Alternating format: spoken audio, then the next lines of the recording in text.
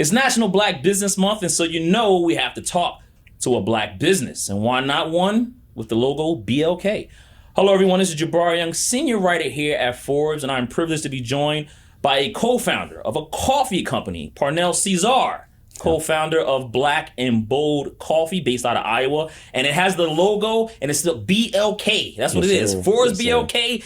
Black and Bold Coffee. It's like a BLK family. It's supposed to happen. Thank you for the time, man. Appreciate it. Cheers, man. Yeah, Thank and you. happy National Black Business Month, man. It's a celebration. Absolutely. Happy National Absolutely. Black Business I tell people all the time, listen, Black Business Month, I think, this is just for me, it's becoming my favorite. Out of all the black holidays that we get throughout the year, Black Business Month is my favorite. And I think it may surpass Black History Month. That's just me, because it's a for-profit month. That's right. And I think Black history is commercialized already. So real. I like this. What about you? I would agree, man. It's kind of a coming of age, especially when you look at the entrepreneurs and founders that are trying to drive their business, but also in this day and age, right, we all get to impact change. And so why not, right? Celebrate it, call it our own. You get to learn something new that's also something you can feel and touch, right, with these businesses. So, I'm all game for it. And obviously being an entrepreneur, it allows us to continue to, push change and impact as well.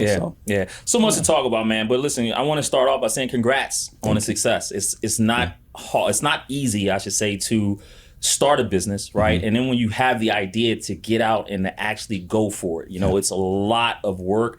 People are sometimes a fear of success is a big thing, as fear is failure, but you're doing it. So congratulations. Thank you. Much appreciated. So listen, Black and Bold Coffee. Tell me about it. Why did you decide to co-found a coffee shop, a specialty beverage company, I should say, with your co-founder, Rod Johnson? Why did y'all do this? You could have chosen a lot of things to get involved in, but you chose this, and coffee's a specialty. What was the brains behind that? Yeah, Rod and I, we've known each other for more than half our lives. We grew up on the same street in Gary, Indiana, and from teenage boys to, career professionals, the evolution of our conversations changed so much, right? And we honestly, just from catching up with each other, both got tired of hearing each other be frustrated with what we were doing professionally. It was like, okay, so what you gonna do about it, man? What change do you think you want to see? And a big part of it was for us, like that younger child that struggled, and we have a lot of peers that struggled along the way, from the inner cities of Gary, Indiana, other inner cities in America.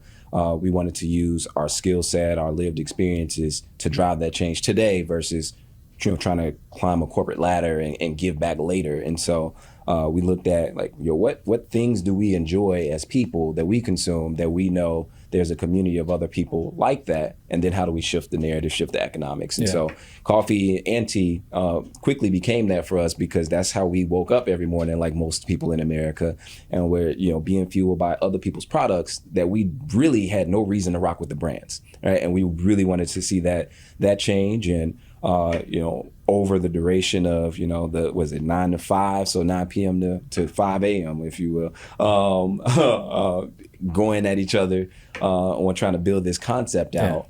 We landed on, a social enterprise that focuses on giving 5% of our gross profits to under-resourced kids across America. And then also, making the higher, more mature, premium side of these products accessible for everyday people. Right? And being Black and the relationship that coffee has with the Black community has not been the same as it has with other communities, right? When you look at gentrification and the negative connotation from there, the education us as Black people have on the delicacy and premium of coffee, similar to wine, right? And also the participation that we have in the industry is super low.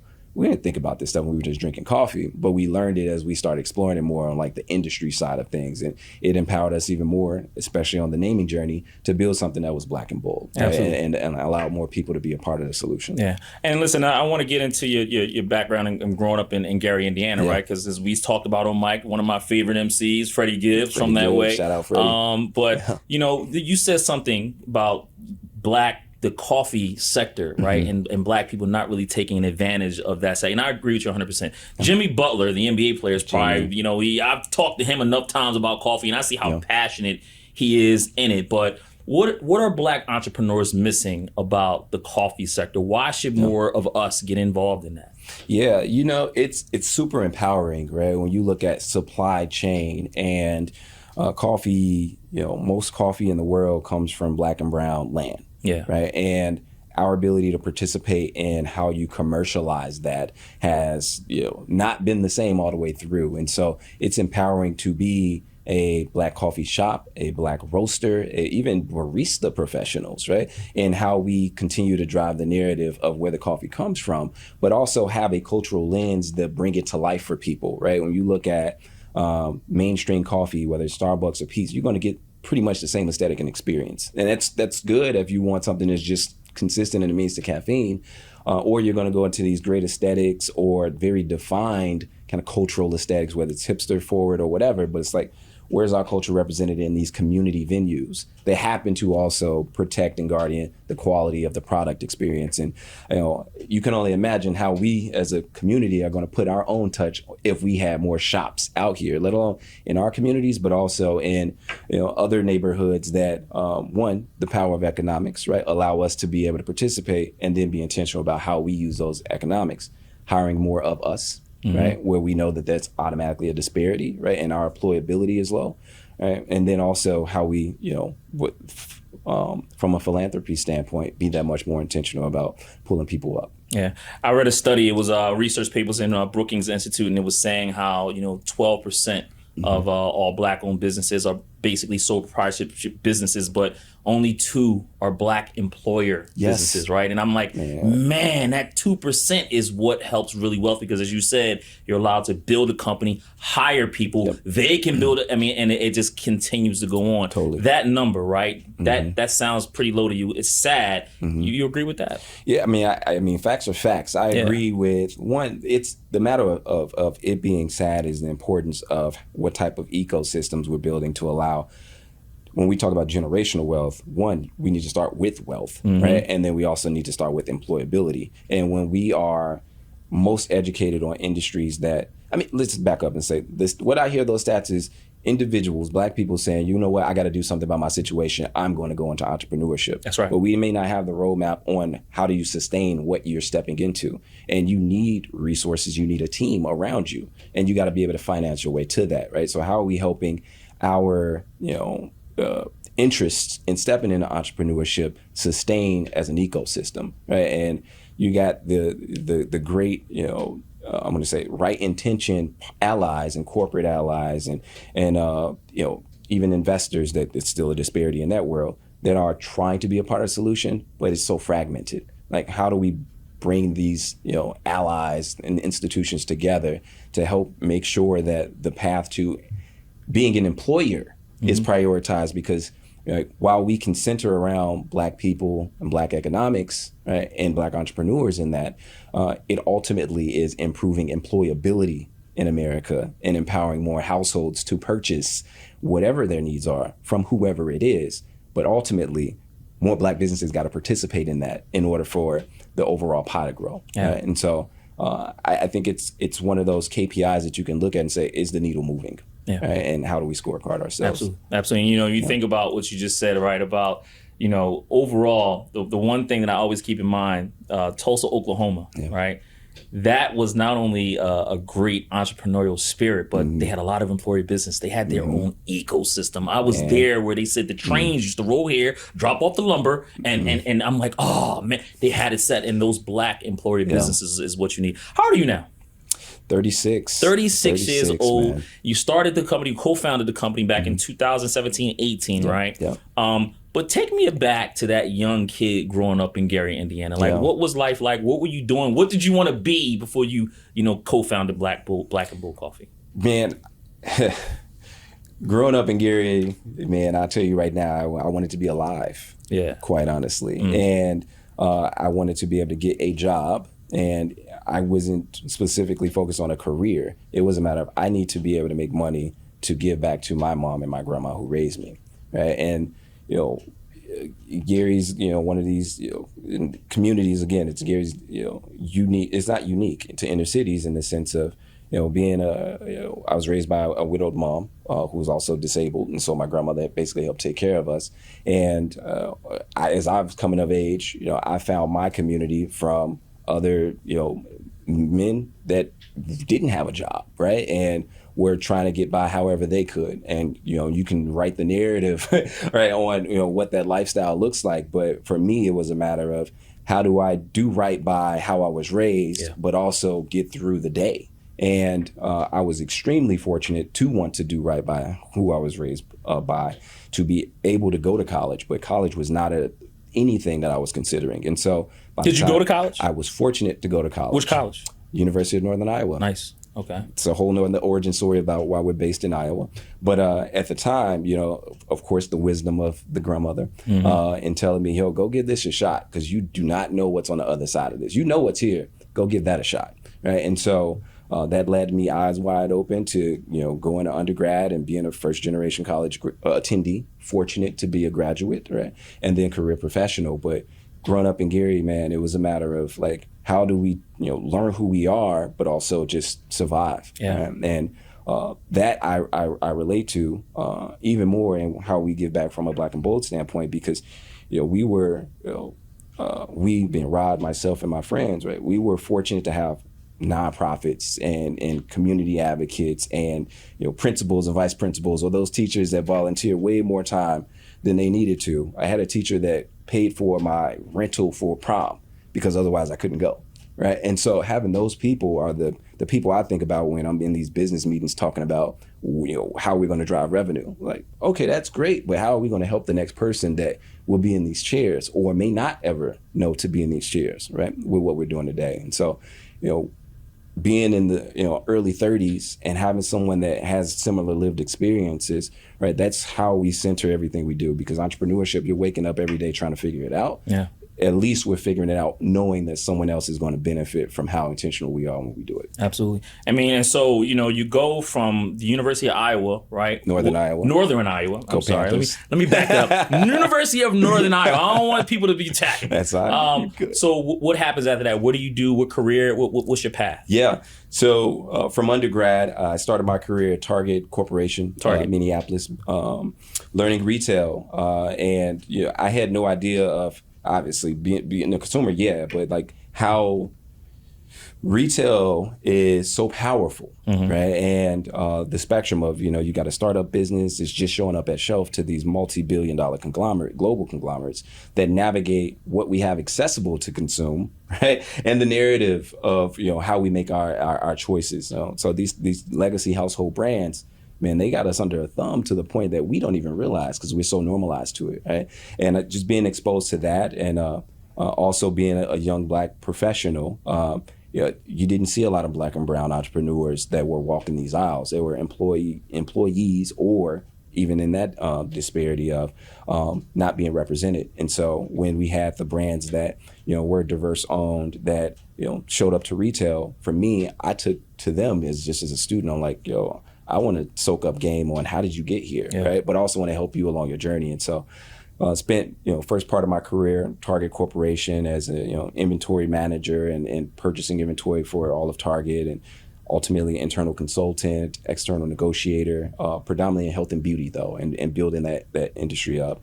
And I'll advance the convo a little bit from Target, and from that, the learning from entrepreneurs that have walked those aisles. Left Target to join a company called Sundial Brands, makers of Shea Moisture. Rich Dennis. Rich Dennis, and got to know Rich and then walking the halls of Target. Yeah. And you know, look to you know, join them, you know, as one of their sales leaders to build the brand across the U.S. while they obviously were masterful in building products and community connectivity and community impact. It was a matter of how do we really build this mission and this vision around democratizing representation and accessibility of underserved people with a lens on Black people, right? And that's, you know, allowed me to cut my teeth as an entrepreneur, if you will, but also just in how we evolve a mission. Right? And from there, you know, the story with, you know, Sundial being acquired by Unilever and continuing their journey is really where the Black and Bold journey really began to get centered. And so that December of 2017 was the acquisition of Sundial being announced, and we filed our LLC papers that month, and we launched 6 months later, just from my garage on roasting product, and with Rod from his couch on building our website and our social media platforms. And so, you know, it's a matter of, we've carried the bag in these spaces. It's a matter of how directly tied is it to domestic need of what we think are the most vulnerable people in America, under-resourced kids, Yeah. right? And continue and allow other people to participate in that just from, like I said, our daily behaviors that we have. Yeah, and this all came from a cup of coffee that you and Rod was having up, and like, hey, what are we gonna do next? You look at a cup of coffee, and sometimes it just triggers like that. Right? Yeah, Was it that simple? Like, you look down at we drinking coffee, like we do this every day. Why not do this? Pretty much, honestly, because just living in other people's coffee shops, being traveling professionals, and then we start centering these different ideas that we wanted to pursue, and we're like, I don't really care about that much. I don't really care about that much. Oh, you like that? I don't like that. And then it gets to the point where we're like, yo, I pick this cup of coffee up every day. I'm going in, paying this money to these different businesses every day. Their story is dope, but that doesn't stick with me. Absolutely. Right. And it's like, so what are you doing for my community? What could you be doing that you're choosing not to do, or that you're not resourced to do? And I think the role of coffee and coffee shops is so much bigger than the platform that has been had. Yeah. And community impact should not exist just from one company. Right, and the location that it's in, it should exist in the community that the company is located in. Absolutely. And when we talk about, coffee shops being places that people convene, it's like, how do you be more intentional around, the impact you can make outside of that? And so, obviously, we're not a coffee shop business today. We manufacture coffee, and we hold ourselves to an extremely high standard from a quality of, and also just from what we produce. But our journey is still being built, right, in the sense of the reach and impact we can have. And coffee shops will be a part of that journey. It's not today, but it will be at some point. I can't wait to visit one, man. I can't wait to visit. I can't either. Yeah, ready to dive into the business of Black and Bold. But before I do that, you go back to that time at Target, right? Because it's a major corporation. I'm sure you've learned something about how this retail thing works now that you're an entrepreneur. What's that biggest thing that you learned while you were helping to build and do your job at Target that you're using today as an entrepreneur? Oh man, there's one thing. What? Yeah, no, a lot of things, man. It's really nuanced, and it's total X's and O's. Most individuals engaging with retail, suppliers in particular, they may look at, one person is their gatekeeper and decision maker. That one person has an entire team behind them, and it's a matter of how are you setting yourself up with being prepared on what they need versus showing up and hoping that you serendipitously get to the other side. And so I think the important piece, if you have a business that is viable for retail, or you're building specifically for retail, you need to soak up as much game along the way so you don't fumble, especially fumble too hard when you get that stage and that opportunity to pitch. And you got to know, obviously, what the proposition is for who you're pitching for, not just for yourself. Absolutely. Yeah, so I'll tell you, so it's this book that I love reading. My uncle put me on this book a long time. It was called Peaks and Valleys by Spencer Johnson. And Peaks and Valleys teaches you, everybody's in that valley, right? Yeah. When you get to the top of the peak, you need to make sure you collect the tools along the way so you can stay there. Yeah, because a lot of people can get there, but they don't stay there, right? Peaks and valleys. Now, back into the business of Black and Bold. How are you guys planning to stay where you're at and evolve, right? I mean, it's still kind of a fairly new startup. 2018, when your paperwork's filed, now you're here. Yeah. Take me on the status of it as we sit here today, August 2023, National Black Business Month. What's the status of Black and Bold? Yeah. Crazy to even answer the question the way you set it up. Today, we're in 11,000 retail stores across the U.S. Beautiful. Target is one of our strategic partners. Of course, Target had to be. They was going to drop the ball, man. I started with them for a reason. Absolutely. Target, Albertsons, Safeway, and their various banners across the U.S. Walgreens. It's continuing to show up and show out actually in partnership with us. But in addition to that, the food service world, while we don't have our own cafes, we've had great corporate partners. And you look at corporations that obviously have their own campuses and the products that they serve, and us being onboarded to their facilities. And so Microsoft is a top tier partner for us. We're carried on their HQ across their entire 8 million square foot campus. Bank of America is another partner as they bring us across all of their facilities. And it's not just a proposition around a diverse supplier. It's a matter of our true product proposition is to elevate the experience beyond the mainstream brands of Starbucks, Pete's, et cetera. And so when you have a social enterprise that's giving back to community, that's actually elevating what that taste and just the product experience is, that also happens to be diverse and is building a pipeline of representation for others to follow, it's a win-win for everybody, right? And so as we continue to grow, as I mentioned, we look at what the sustainability path is, and we're a national brand, right? We're one of the largest independently owned national coffee companies in America, right? We also happen to be the first nationally distributed Black-owned coffee brand in retail and food service, right? That comes along with the representation that we carry and have carried all of our lives. But ultimately, it's a matter of how do we elevate coffee, right? And how do we also make sure that the knowledge, the game is being spread across our community, not just for coffee's sake, but for entrepreneurs' sake, right? Because I say this all the time, like opening a coffee shop is one of the lowest barriers to entry in entrepreneurship if you have the capital. Yeah. Right. And that's one that, as we're learning as a community, access to capital, right? It also behooves us to make sure we learn about, what it looks like to build our own footprint, our own retail shops, and coffee deserves to be one of those. Yeah. In 2023 now, do you still think brick and mortar is the way to go? I mean, we're in an environment now. I mean, commercial real estate is definitely at a very interesting point, and a lot of people are realizing, listen, you've been in our Forbes office, right? Yeah.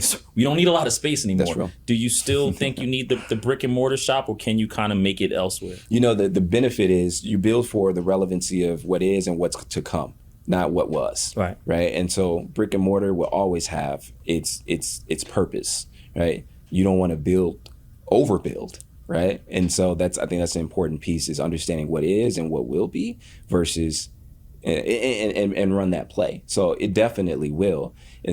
For us, our largest markets, LA, New York, Chicago, Des Moines, right?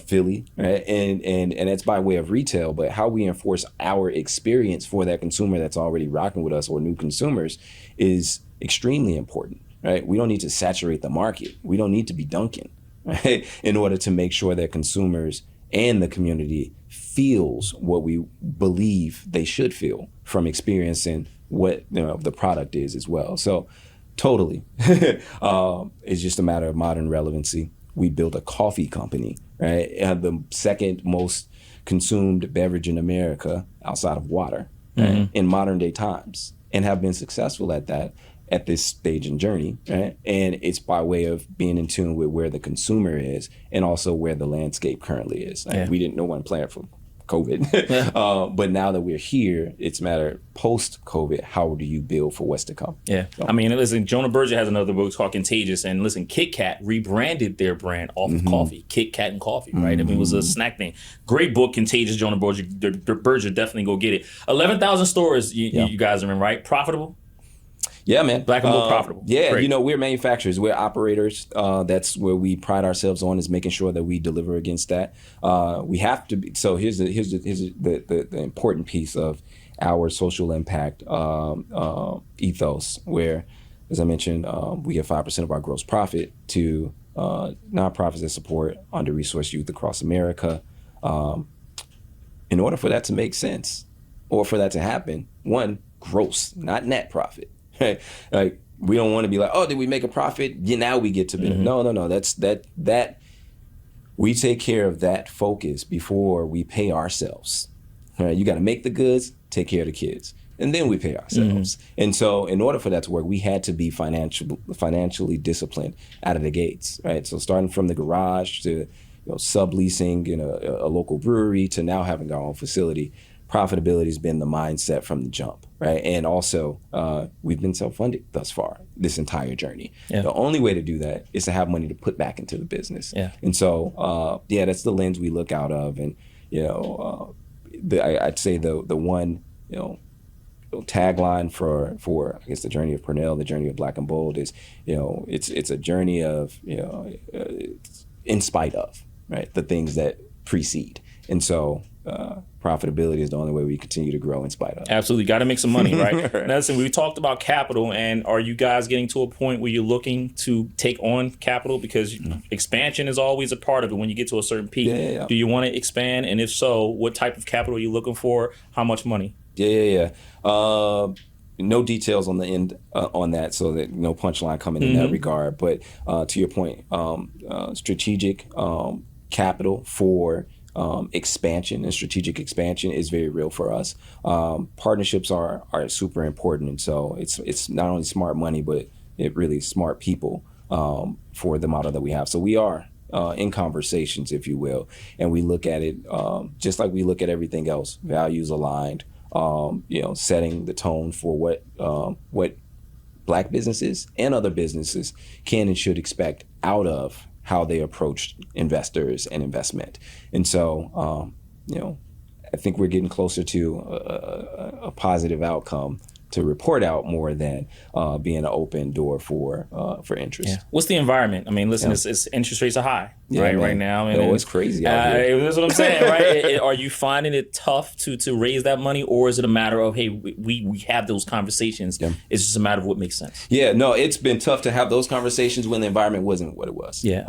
Honestly, it's been, again, in spite of the idea of raising capital or the need at some moments to raise capital was very key to our 5-year journey. We've been able to still exist in spite of those things by way of, one, the disparity of VCs understanding consumer goods, being aligned to Black founders and who their community may be. Right? And it's just, Black and Bold has not been immune to the challenges and disparities of raising capital as a Black company. Yeah, we have not been. Is some of that psychological? Because I was just talking to a friend of mine, Ashley Sims, and we were talking about a 2019 report we saw from the Federal Reserve Bank of Atlanta, right? And it had some great information in there, and a piece of that information said how, a lot of minority groups, right, they thought that they didn't meet the criteria to get the capital. And that very thinking they didn't apply. They use their own personal funds,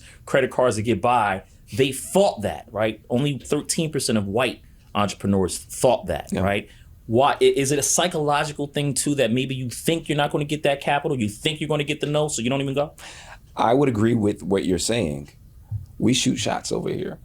Yeah, that's good. That's good. Yeah, and so I'd say we've pressure test what we believe, if you will, versus not, right? And I think that's the important piece, is how is the outreach reciprocated? Right. And in spite of that, not having your eggs in one basket to say that if we don't get what we are reaching out for, right, the support and partnership we're reaching out for, like, we're not depending on someone else to drive our future. Right. And so that's been the reason why profitability has been so important to how we've gotten here. Right? But nonetheless, just the journey with capital and even banking, I think, is extremely important. We are a very rapidly growing company, right? That profitability, while important, you still need to catch up with the capital needed to sustain the growth and also not overreach on growth, right? There's one thing to say, I need to grow faster versus saying growth is happening, make sure it doesn't slip, right? And in that approach is just a different ball game. But we've been fortunate to learn early on the banking relationship dynamic, to have smart debt on expansion while also allowing us to continue the journey of identifying the right investors, which, again, while we're not there today, we expect to be there, and it will continue to manifest what we're building. Yeah, BLK community is so big, right? You got your community, we got our community at Forbes. We're all BLK family, right? What do you tell that entrepreneur though about that person or people that are maybe having a tough time finding capital, right? They're shooting a shot, but they run into that tough time. What advice do you give them? We talked about Black entrepreneurs really being kind of solo entrepreneurs and not really having many people on their payroll, right? And how do you get to that next step? And the phases of, or the journey of businesses, right? You got small capital businesses, mid capital business, and large cap businesses. We all predominantly as a community play in the small cap. And so the diversity of options for initial capital, whether it's grants, right, microfinancing, state financing, or just, organizations that want to offer resources, right, that you have to do your research, right? You have to reach out and you have to shoot your shot, even if you may not think that you are. That perception thing, you have to overcome that, especially if you're on the early stage side of things.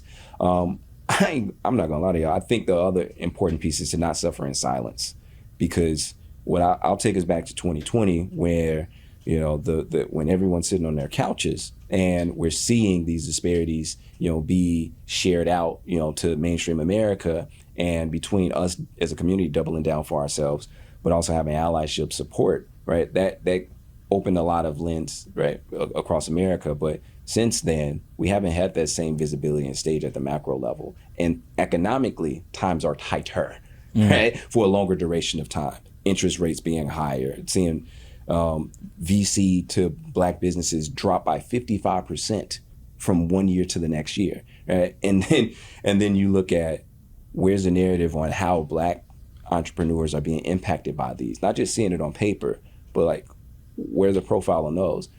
I want us to not suffer in silence. It's hard. We need to acknowledge that it's hard and people to understand that it's hard, because community can't support you if you're not speaking up, right? And what we don't want, and I say we being a consumer as well, I don't want to see my favorite companies go under because they were suffering in silence. Yeah. Right? And so it's just a different time. I think it requires us to be introspective, but to also, be more vulnerable in how we get through this as a community of Black entrepreneurs, Black businesses. Yeah. I could talk to you all day about business, man. 3 more things, rapid, before I let you out of here, because you got to get on the plane. You got to go back to Iowa to run a business, man. You got to run a business. The first is that, listen, everybody has their challenges. What's the biggest positive surprise that you found as an entrepreneur up until this point? The biggest positive surprise, man.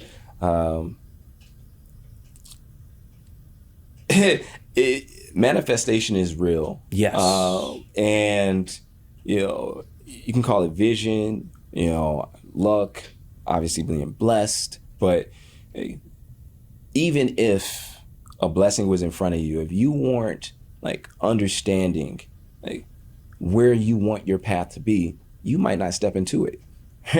And being a business owner that has to guardian the journey of something, knowing what your vision is and like what that path is and being comfortable with how you get there, and the flexibility of how you get there is really important. We've been extremely fortunate to have strategic partnerships, the NBA, Ben & Jerry's, Marvel via Wakanda Forever, that some of those started with conversations between Rod and I in our lobby that we were reached out to by way of these partners, because them seeing what we're doing and who we are, what we stand for, and how we're getting there, right? And I think it's extremely important. Obviously, you got to still push forward and pursue manifesting something, but knowing you're building something that welcomes more value-aligned partners and consumers into what you're doing, I think is the most important non-compromise, and allowing yourself to build something that more people can add value to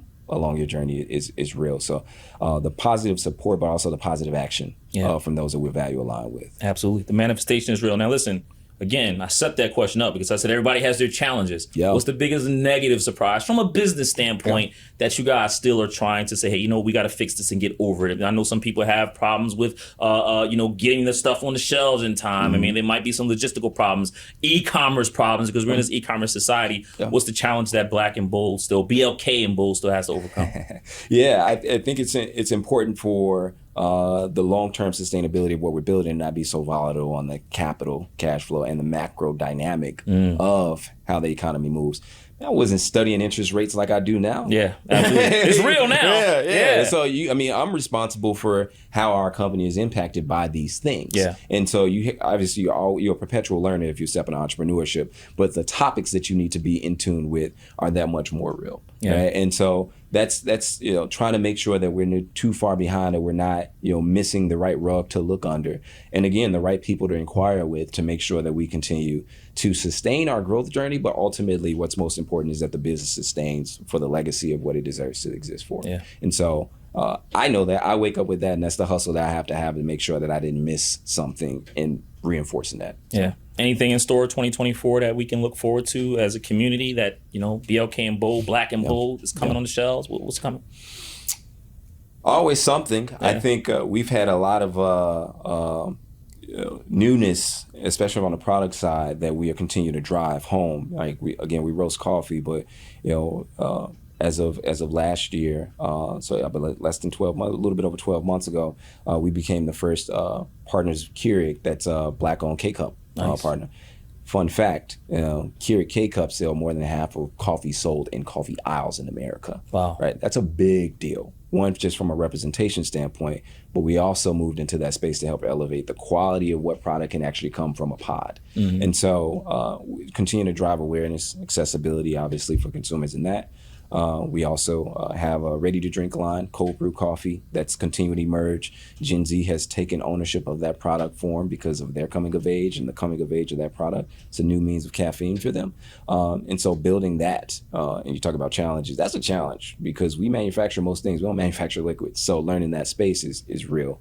But also, we look at everything we do from a modern lens and also the lens of diverse and being Black owned. And our solution to ready to drink has been very wellness forward, where we don't have latte in a can. It is Black coffee, it's clean caffeine, it's less than 20 calories, zero sugar, and allowing that to be the access point to how you still experience coffee, but not have to, continue to have this overdose on sugar, right? And what has been, fed to us as a society. So a lot of what and I want to make sure we do as a business is to continue to drive awareness, drive the narrative, drive the connectivity to America in who we are and what we offer. But on the value side, we are launching our foundation, so For Our Youth Foundation, where we look to not just contribute 5% of our gross, but to actually get closer to how we engage with community and bring our clients and corporate partners into the world of how do we double down on supporting underserved youth. Absolutely. I mean, listen, man, you've just gained a new customer in me, right? Cheers, I promise I can't drink anymore. Folgers is gone. I'm done now. Peace. Philadelphia is in Philly. I'm from. I got to go and I got to buy me some Black and Bold. That's what I got to do, man. Get you out of here. Last thing for me, right? Obviously, in our community, people care a lot about what entrepreneurs are doing, what they think, who they're looking up to. And I'll ask you that one, right? Who in the Black community are you paying attention to? Somebody that you may still look up to today that helps you as your journey as an entrepreneur progresses? Who's that person or people? Yeah. Oh man. I look up to a lot of people that are currently carrying the bag and building in the competitive landscape that exists today. I look up to a lot of my consumer goods peers. But you got to give me that name. Shout out to Denise Woodward, founder of Partake. Okay. Partake Cookies, Partake Foods. Is she somebody who you would pick to say, hey, you know what, that sister's really motivated me along the way? No doubt. Right. How so? She's a peer for me in this space. Denise started her journey, I believe, a couple of years ahead of myself. Building out, a consumer goods brand that has a value prop a product value proposition, with, allergy-free, solutions for, basically for anyone to participate in, right? But also navigating, as a diverse Black, woman in this competitive consumer goods world against giants and conglomerates. And I'm a little bit more sensitive to the food and bev world because it's so new for me with Black and Bold that, it's just different, right? Because there's not a big pipeline of diverse and Black-owned founders in the space. And so we're setting the tone for so many partners, let alone future suppliers and founders. But I got a lot of love to a lot of entrepreneurs. Like I said, health and beauty is where I started. Obviously the Dennis family, those are my people. But Janelle Stevens with Camille Rose Naturals, she's been doing her thing for a long time. And I'd say besides being a founder, the one thing that I look up to Janelle the most, probably don't tell her as much, is she has a whole family. She has 5 kids, a husband, and has been dominating in her space for so long, right? While trying to figure it out at the same time. That's a lot. Yeah. Right? And I relate to that being a domesticated husband, with 2 kids myself, and again trying to blaze the trail for not only the product space that we're in, but also for our community. And so we can walk and chew gum and also slay dragons at the same time. Yeah, so absolutely. And we can also support Black and Bold, man. Thank you so much for the Cheers. time, Pernell. Thank you. Wish you and your co-founder, Rod, man, the best of luck again. You gained a new customer in me. Hopefully you gain the new customers all over with the Forbes BLK community. We got to support BLK, right? We got to support each other. Big facts. Happy National Black Business Month again, my brother, and congratulations. Thank you. Appreciate you, man. Thank you. That's a wrap, John. That was great. Solid, man. That was fun. Thanks, man.